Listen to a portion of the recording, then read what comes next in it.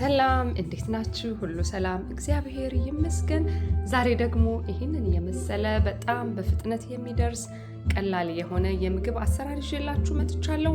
እንዲሁም ደግሞ ይህንን በተደጋጋሚ ራታችንን መመገብ ከጀመርን ጤናማ የሰውነት አቋም እንዲኖረን በዛ ላይ ደግሞ የተስተካከለ የሰውነት አቋም እንዲኖረን ይረዳናል።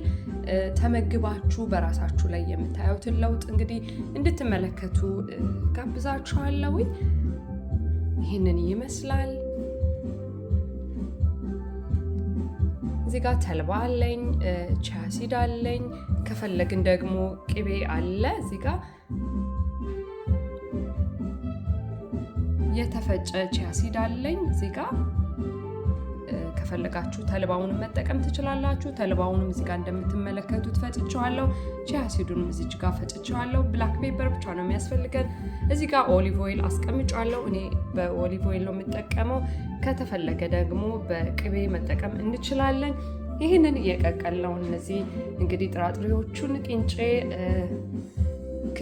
ቀይ ክክ ነው። እዚህ ጋር ሽምብራ ዱቤ ነው። እነዚህን አዋህደን እንመገባለን። ከፈለግንም እንደዚህ ቀለል አድርገን መመገብ እንችላለን።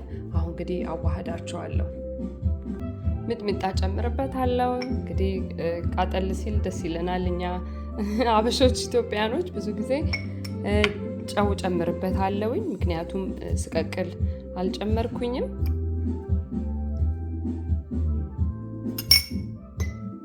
እዚች ጋር ቺያ ሲዱን መጠቀም እንችላለን ሳይፈጭ።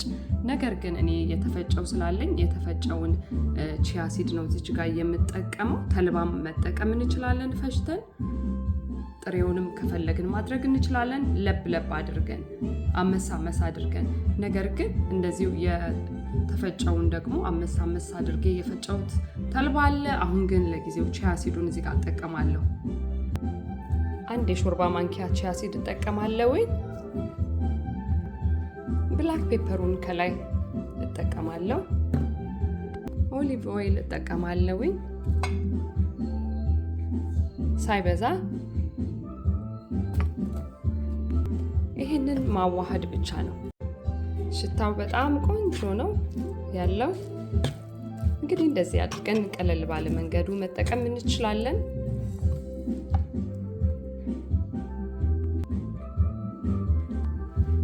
እዚህ ጋር ግሪን ቲ አፍልቻለሁኝ። ማንኛውንም የሻይ አይነት መጠቀም እንችላለን። እኔ ለጊዜው ይሄንን ተጠቅሜ ያለሁኝ።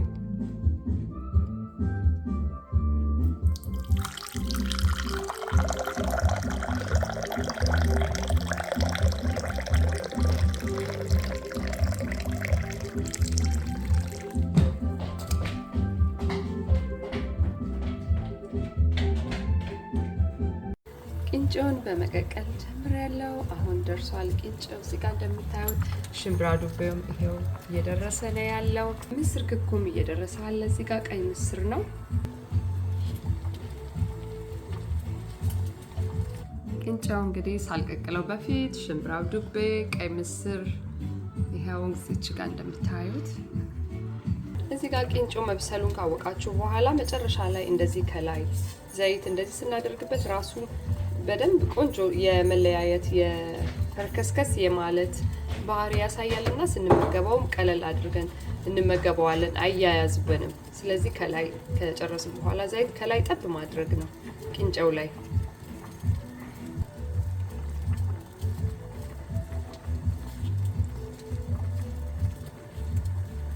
በረድ እስከሚል እንደዚህ እንተዋለን።